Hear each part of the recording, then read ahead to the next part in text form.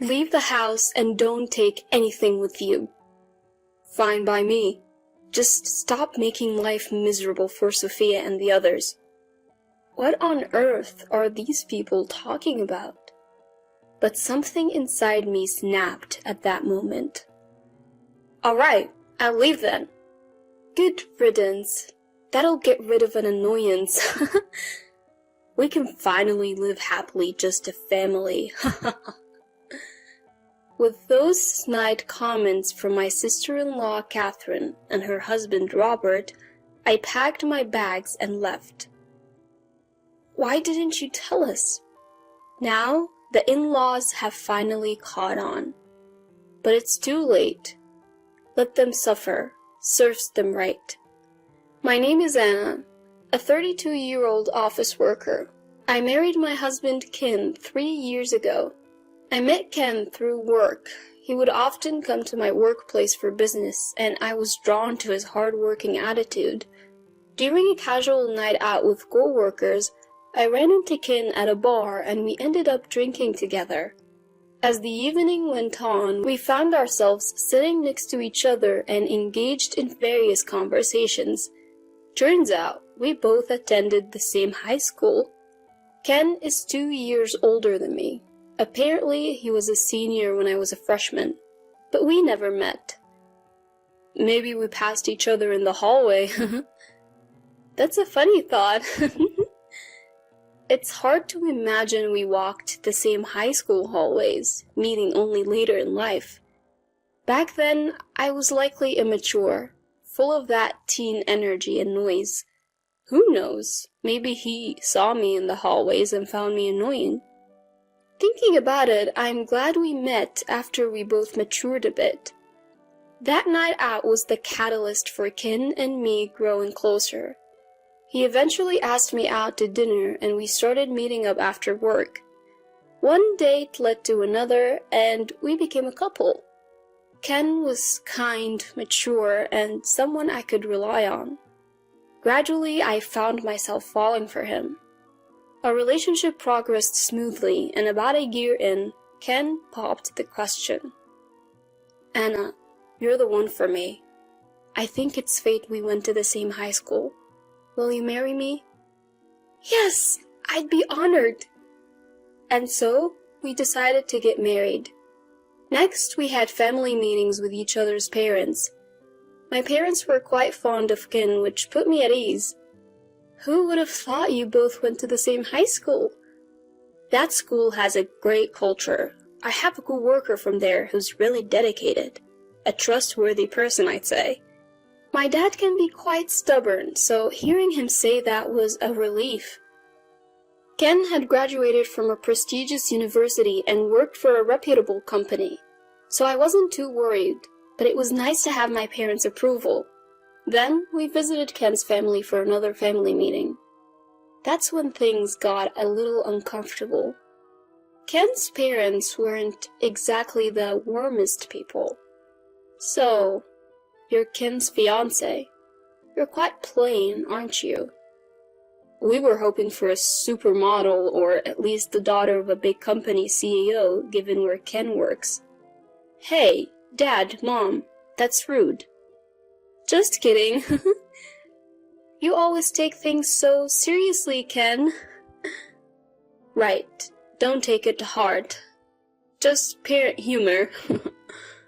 Sophia, my mother-in-law, and William, my father-in-law, were clearly mocking me. You didn't go to a famous university and I've never heard of your company. But as long as you focus on housework and have children, it won't be an issue. They made it sound like I was just a housekeeper and a baby-making machine. The family meeting made me instantly uncomfortable around my in-laws. Nevertheless, we wrapped up the meetings and got married.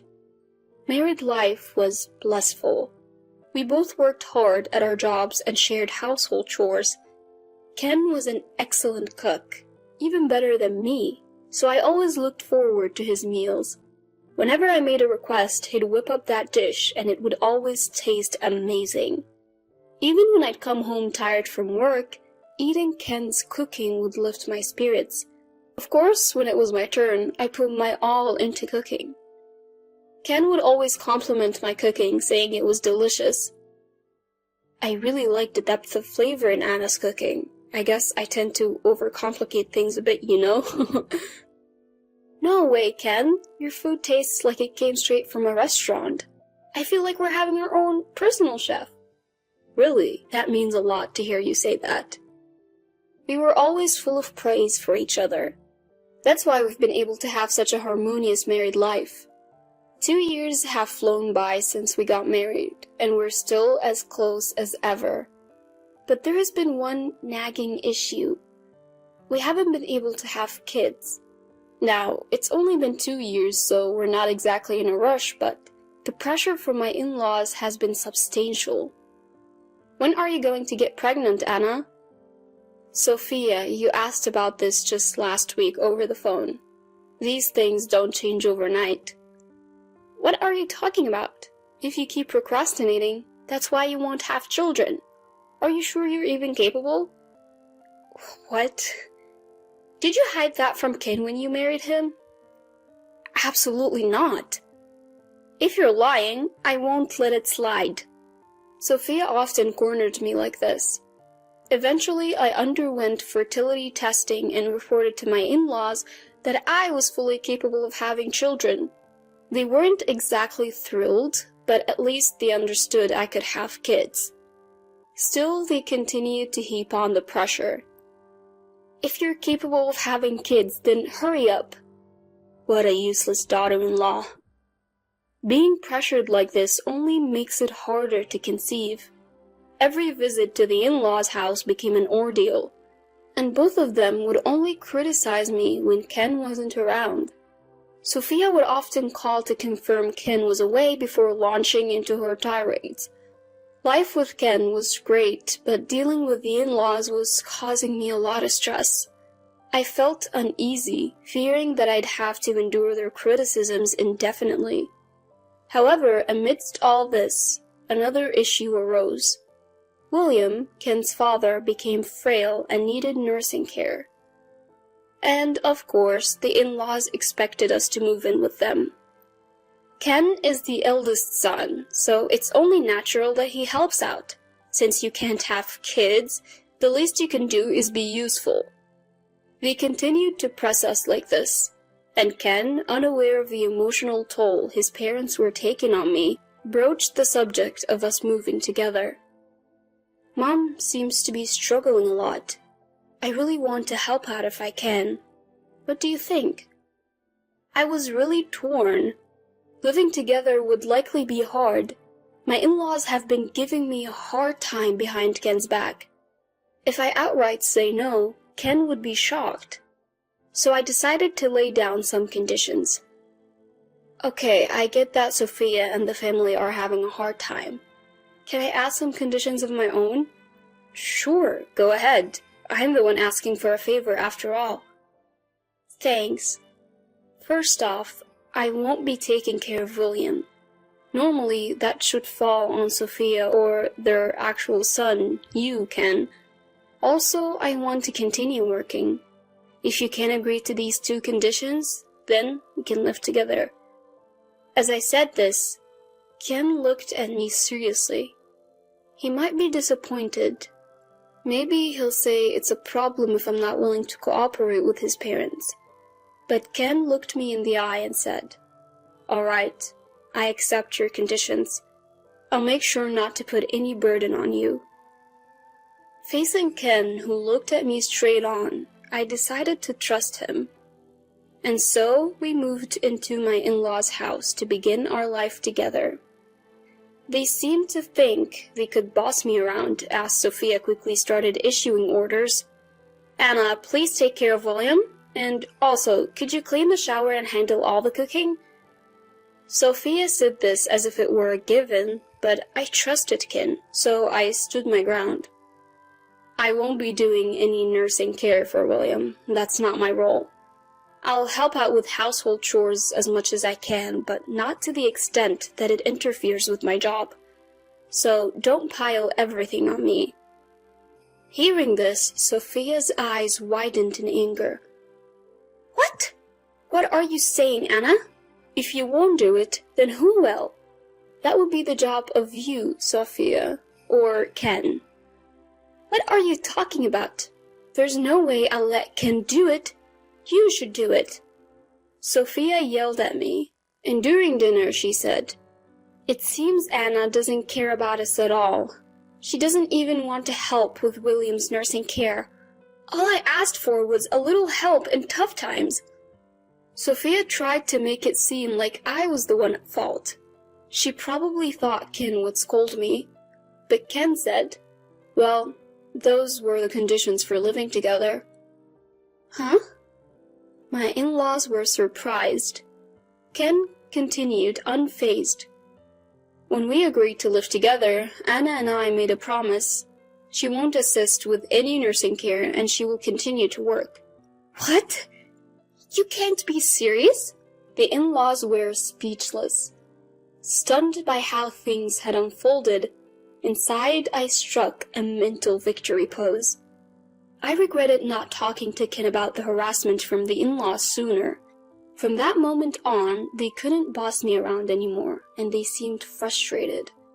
For the most part, I lived peacefully without any unreasonable demands.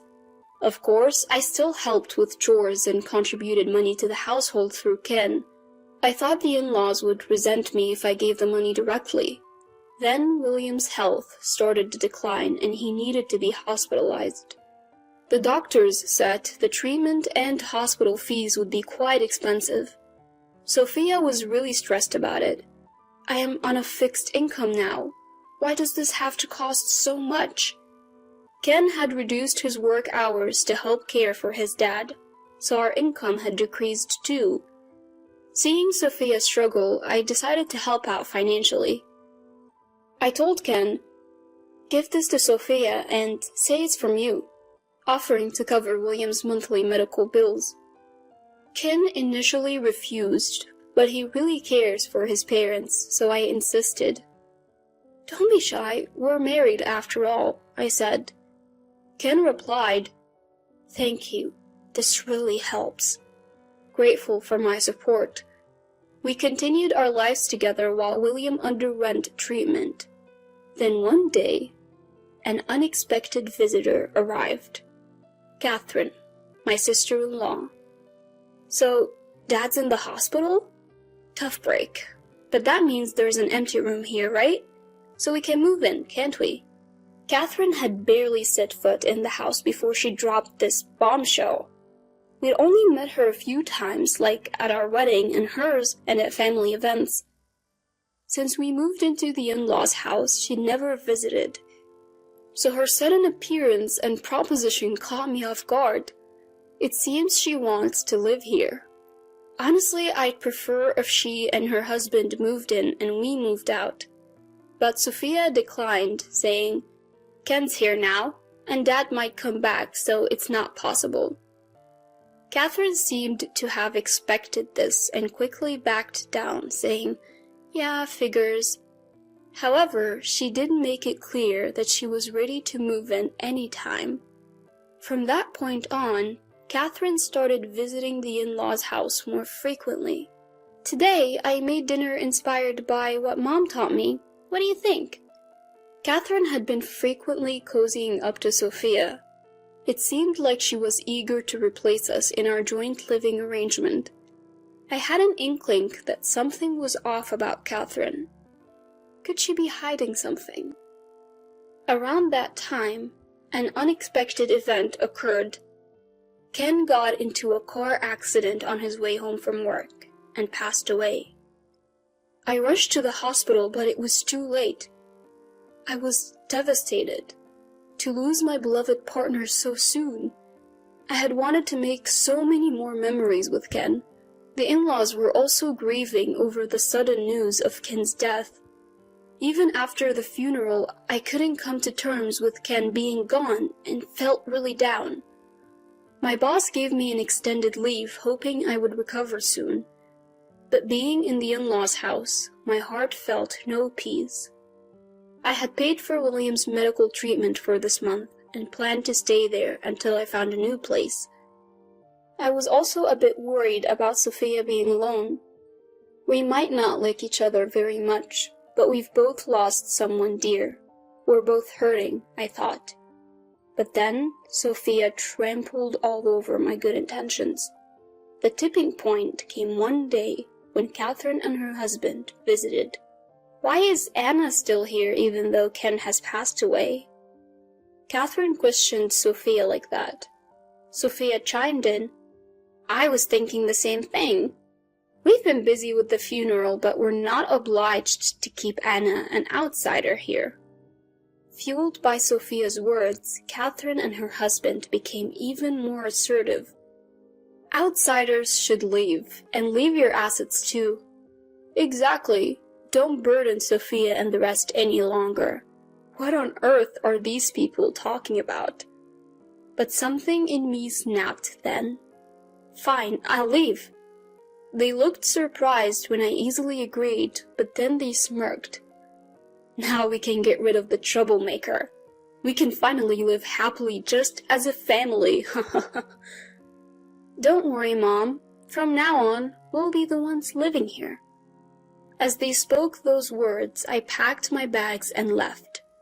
A month had passed since then. Living in a studio apartment near my workplace, I had been focusing on my career. Then one day, I received a call from an unknown number. Hello? Thinking it might be work-related, I answered. It was Sophia. Anna? Why didn't you tell me? I had no idea you were the one paying for William's medical bills. And the money in the house, it wasn't Ken, but you. It was too late for the people in my in-laws' house to realize the truth.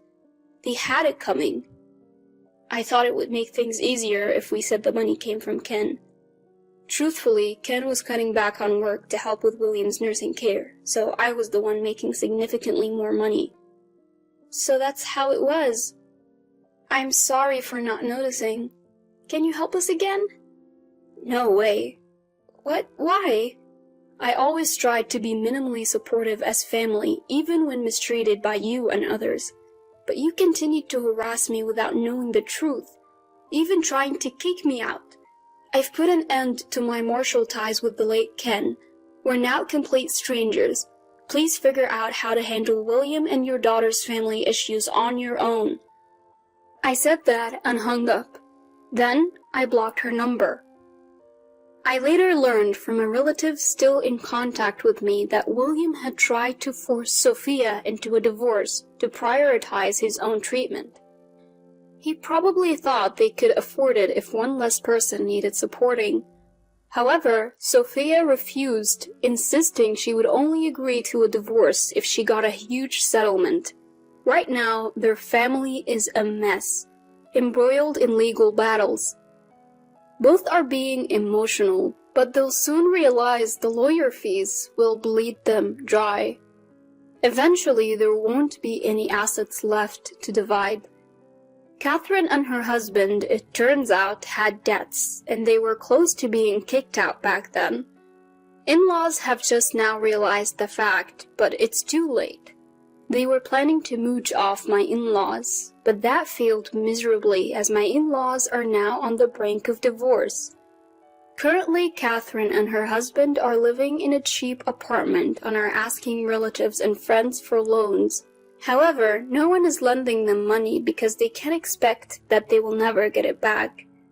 Their debt will continue to grow with interest, making their situation even worse. Knowing my in-laws are spiraling downward like this, I thought, serves you right.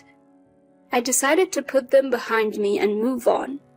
Of course, I'll never forget Ken, who was kind to me. I plan to live my life to the fullest so that someday we'll have a lot to talk about in heaven.